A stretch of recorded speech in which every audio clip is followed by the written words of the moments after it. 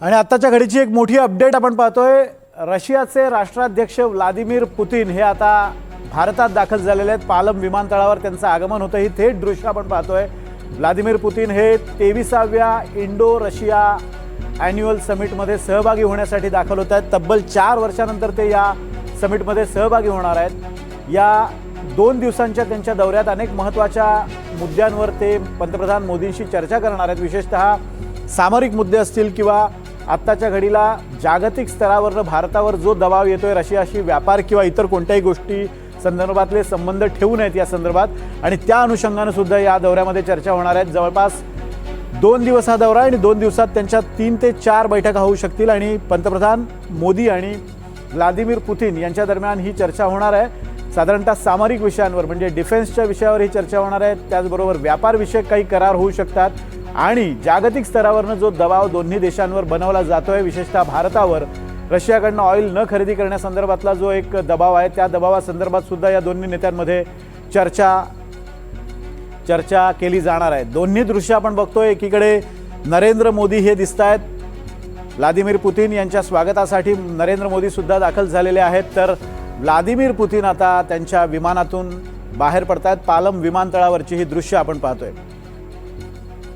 एखाद्या राष्ट्राध्यक्षाचं स्वागत करण्यासाठी मोदी क्वचितच विमानतळावर येत असतात। आज ते विमानतळावर दाखल झालेले आहेत। 23व्या इंडो रशिया ॲन्युअल समिटमध्ये सहभागी होण्यासाठी व्लादिमीर पुतिन हे भारतामध्ये दाखल होत आहेत। जवळपास 4 वर्षांनंतर त्यांचा हा भारत दौरा असणार आहे, त्यामुळे या दौऱ्याला एक वेगळं महत्त्व आहे आणि विशेषतः जागतिक घडामोडीच्या पार्श्वभूमीवर या दौऱ्याला अतिशय महत्त्व प्राप्त झालेलं आहे। नरेंद्र मोदी हे त्यांच्या वाहनातून बाहेर आलेले आहेत। त्याचबरोबर पालम विमानतळावर रशियाचे राष्ट्राध्यक्ष व्लादिमीर पुतिन यांच्या स्वागतासाठी दाखल झालेले आहेत। नरेंद्र मोदी हे तिथे दाखल झालेत। पुतिन कोणत्याही क्षणी विमानातून बाहेर पडतील। सुरक्षा कर्मचाऱ्यांची धावपळ सुरू झालेली आहे, लगबग सुरू झालेली आहे। पुतिन यांच्या खासगी सुरक्षा रक्षकांपैकी काही सुरक्षा रक्षक आपण विमानाच्या आत पाहतोय। कोणत्याही क्षणी व्लादिमीर पुतिन हे बाहेर पडतील आणि नरेंद्र मोदी त्यांच्या स्वागतासाठी पालम विमानतळावर दाखल झालेले आहेत। 2 दिवसांचा पुतिन यांचा हा दौरा आहे। जवळपास 4 वर्षांनंतर व्लादिमीर पुतिन हे भारतात दाखल होत आहेत। 4 वर्षांनंतर ते भारतात दाखल होत असल्यामुळे या दौऱ्याला एक वेगळं महत्त्व आहेच। मात्र जागतिक स्तरावर ज्या घडामोडी घडत आहेत त्या घडामोडी पाहिल्या तर पुतिन यांच्या दौऱ्याला एक वेगळं महत्त्व आहे। विशेषतः अमेरिकेकडनं भारतावर जो दबाव बनवला जातोय की रशियाकडून तेल खरेदी थांबवावी, यासाठी अमेरिकेनं भारतावर दबाव बनवलेला आहे आणि त्या पार्श्वभूमीवर सुद्धा हा दौरा अतिशय महत्त्वाचा असणार आहे। या दौऱ्यातनं अनेक संदेश दिले जाणार आहेत। विशेषतः 2 दिवसांच्या या दौऱ्यात डिफेन्स त्याचबरोबर ट्रेड म्हणजे व्यापार या संदर्भात काही करार होणं अपेक्षित आहे। त्याचबरोबर जागतिक स्तरावरच्या घडामोडींवर सुद्धा एखादं कंबाईन स्टेटमेंट दोन्ही देशांकडनं जारी केलं जाऊ शकतं। या घडीची ही मोठी अपडेट पाहतोय आपण। व्लादिमीर पुतिन हे कोणत्याही क्षणी विमानाच्या बाहेर पडण्याची शक्यता आहे। पुतिन 2 दिवस भारताच्या दौऱ्यावर आहेत। पंतप्रधान नरेंद्र मोदी हे पुतिन यांच्या स्वागतासाठी पालम विमानतळावर दाखल झालेले आहेत। क्वचित प्रसंगी स्वतः पंतप्रधान अशा पद्धतीनं एखाद्या स्टेट गेस्टला किंवा एखाद्या राष्ट्राध्यक्षाला त्याच्या स्वागतासाठी विमानतळावर हजर असतात। आज मात्र मोदी आवर्जून या विमानतळावर हजर झालेले आहेत। व्लादिमीर पुतिन हे कोणत्याही क्षणी विमानातून बाहेर पडतील। ही दृश्य आपण पाहतोय। सुरक्षा रक्षकांचा गराडा विमानाला पडलेला आहे। 2 दिवसांचा पुतिन यांचा हा दौरा आहे। या 2 दिवसादरम्यान पुतिन हे विविध विषयांवर पंतप्रधान नरेंद्र मोदी यांच्याशी चर्चा करणार आहेत। त्याचबरोबर 23व्या इंडो रशिया ॲन्युअल समिटमध्ये सुद्धा ते सहभागी होणार आहेत। अनेक महत्त्वाचे करार या दौऱ्यादरम्यान पुतिन यांच्यासोबत केले जाणार आहेत। त्यात विशेषतः डिफेन्स आणि ट्रेड म्हणजे सामरिकदृष्ट्या काही महत्त्वाचे करार होऊ शकतात। त्याचबरोबर व्यापाराच्या अनुषंगानं सुद्धा काही करार केले जाऊ शकतात। शैलेंद्र देवळाणकर आंतरराष्ट्रीय विषयाचे अभ्यासक आपल्यासोबत जोडले गेलेले आहेत। देवळाणकर सर, आपण बघतोय की हा दौरा अतिशय महत्त्वाचा आहे आणि अशा वेळेला ज्यावेळेला जागतिक स्तरावरनं भारतावर एक प्रकारचा दबाव आहे, विशेषतः अमेरिकेचा रशियाकडनं तेल खरेदी असेल किंवा इतर मुद्द्यांवर जो दबाव आहे, त्या अनुषंगानं या दौऱ्यामध्ये काही घडामोडी घडू शकतात का? नाही, नक्कीच आहे। मला असं वाटतं की व्लादिमीर पुतिन हे एकमेव असे जागतिक नेते आहेत की ज्यांनी सर्वाधिक काळ आणि सर्वाधिक वेळा भारताला भेटी दिलेल्या आहेत। गेल्या 2 दशकांमध्ये 10 वेळा ते भारताच्या भेटीवरती आलेले आहेत आणि साधारणतः रशिया युक्रेन युद्ध सुरू झाल्यानंतर म्हणजे 2022 नंतर 16 वेळा पंतप्रधान मोदी हे त्यांच्याशी बोललेत. म्हणजे सगळ्यात जास्त टेलिफोनिक संभाषण जे आहे ते देखील पंतप्रधान मोदींचं व्लादिमीर पुतीन यांच्या बरोबरच झालेलं आहे. आणि याच्यातनं भारत आणि रशिया यांच्यातली जी मैत्री आहे ती प्रामुख्याने अधोरेखित होती. दुसरा मुद्दा असा आहे की या भेटीला एक महत्व आहे, कारण जी पार्श्वभूमी आहे ती पार्श्वभूमी प्रामुख्याने भारत आणि अमेरिका संबंधांमध्ये निर्माण झालेला तणाव आणि डोनाल्ड ट्रम्प यांनी भारताविरुद्ध लावलेलं सगळं आयात शुल्क या पार्श्वभूमीवर, विशेष म्हणजे आपण रशियाकडनं जे तेल घेतो आहोत, साधारणतः 56 अब्ज डॉलरचं तेल हे रशियाकडनं आपण घेतो आहोत आणि त्यामध्ये त्याच्यासाठी 25% ऍडिशनल पेनल्टी भारतावर लावण्यात आलेली आहे. त्या सगळ्यांच्या पार्श्वभूमीवरती पुतीन हे भारतामध्ये येत आहेत. यामध्ये प्रामुख्याने 3 ते 4 अत्यंत महत्वाच्या मुद्द्यांची चर्चा होण्याची दाट शक्यता आहे. पहिला मुद्दा जो आहे तो प्रामुख्याने व्यापाराचा आहे. सध्या भारत आणि रशिया यांच्यामधला जो व्यापार आहे हा साधारणतः 62 ते 63 अब्ज डॉलरचा आहे. पण याच्यामध्ये व्यापार तुटीची समस्या फार मोठी आहे आणि साधारणतः आपण रशियाकडनं ज्या गोष्टी आयात करतो त्या 56 ते 57 अब्ज डॉलरच्या आणि भारत जे रशियाला निर्यात करतो ते साधारणतः 5 अब्ज डॉलरचा आहे.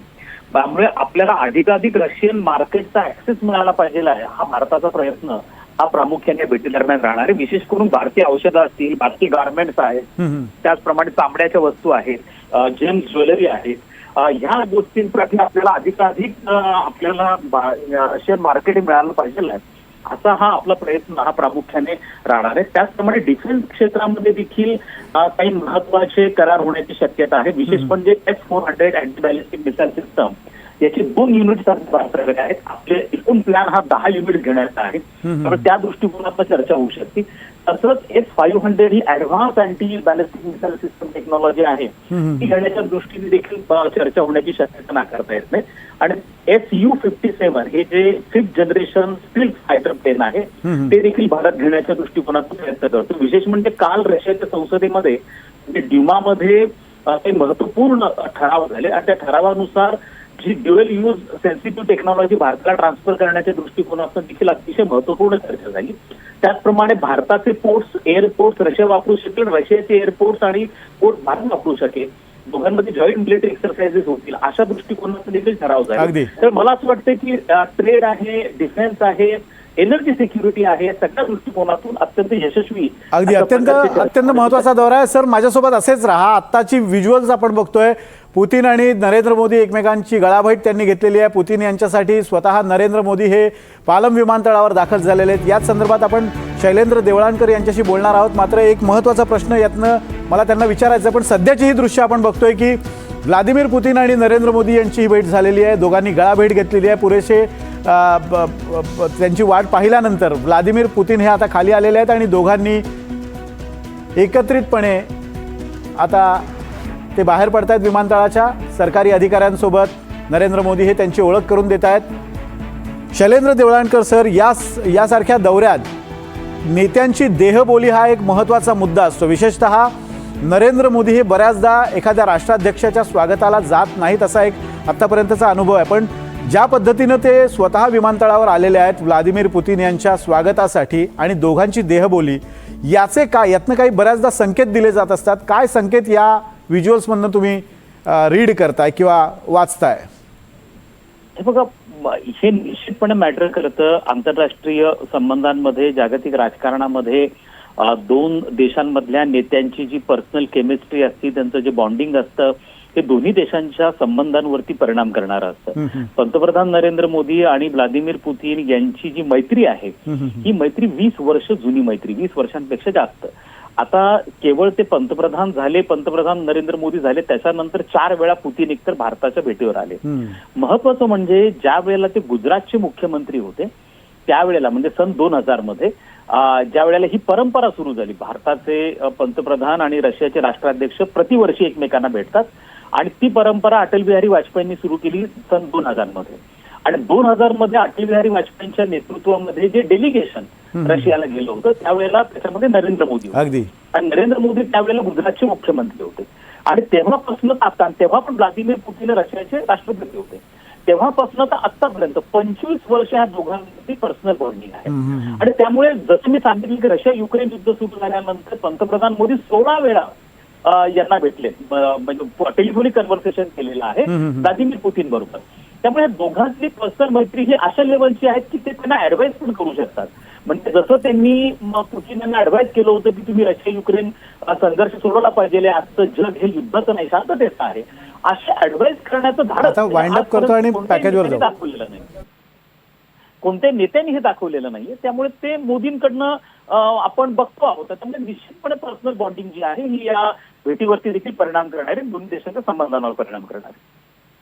आपण केलेल्या विश्लेषणाबद्दल अतिशय बोलकी अशी चित्र आहेत, कारण अनेकदा नेत्यांची देहबोली त्यातनं अनेक संकेत जागतिक स्तरावर जात असतात. त्या दृष्टीनं हा दौरा अतिशय महत्त्वाचा आहे आणि भारतावर ज्यावेळेला अमेरिकेकडनं टॅरिफ किंवा इतर गोष्टींचा दबाव वाढत असताना या दौऱ्याला एक विशेष महत्त्व आहे.